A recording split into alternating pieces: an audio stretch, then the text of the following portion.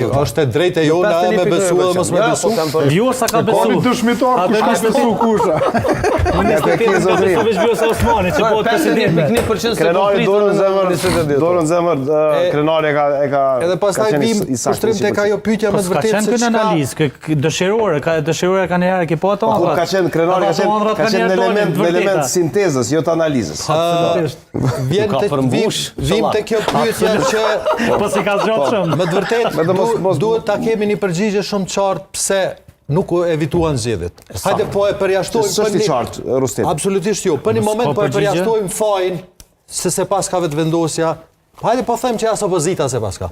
Pse po nuk u evituan zgjedhjet me këtë rezultat, me qeveri, me shumicë parlamentare, domethënë sigurt, jo thjesht një shumicë e cila mundet me rreziku një ligj ose çfarëdo iniciative në parlament, por me një shumicë goxha të qëndrueshme.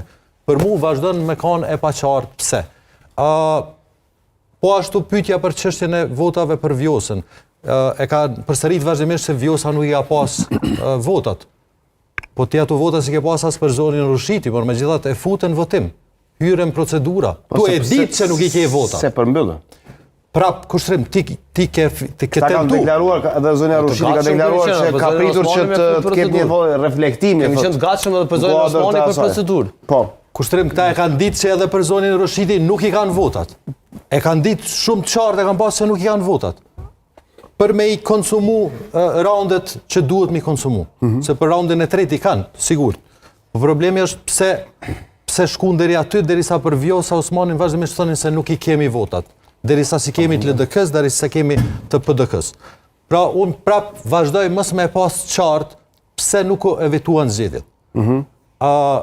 Zoti Rostemi tha vetë që përgjegjësia më e madhe bën te vetëvendosja dhe kjo normalisht që dihet sepse është partia fituese, i takon asaj me i pri procesit drejt asaj.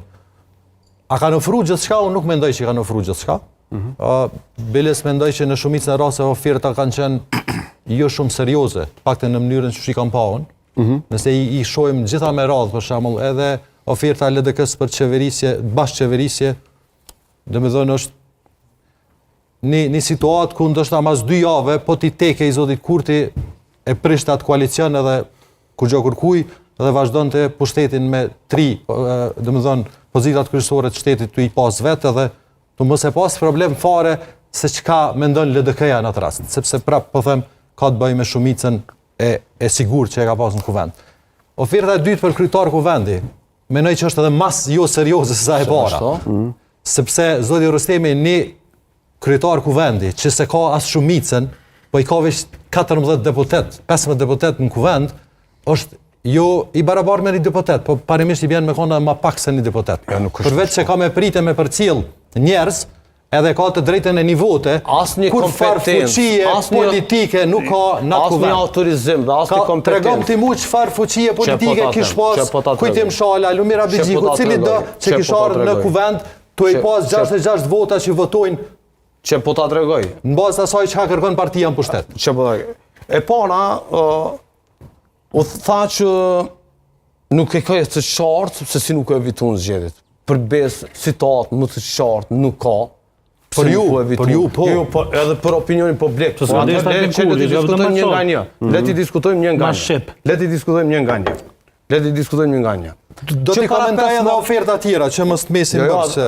Po edhe kjo e fundit domethënë me i propozu 3 emra. Edhe për mua është fundit ishte edhe një emër jo serioze. Për një arsye thjesht. Po bëhem shumë të sinqert. Po e llogaritim që unë, ju edhe Çollaku jem kandidat të opozitës. Po. Edhe na që të tre e dim që veç njëri kish me fitu. Apo tregom cili figur që i plotson çdo kriteri që janë kërkuar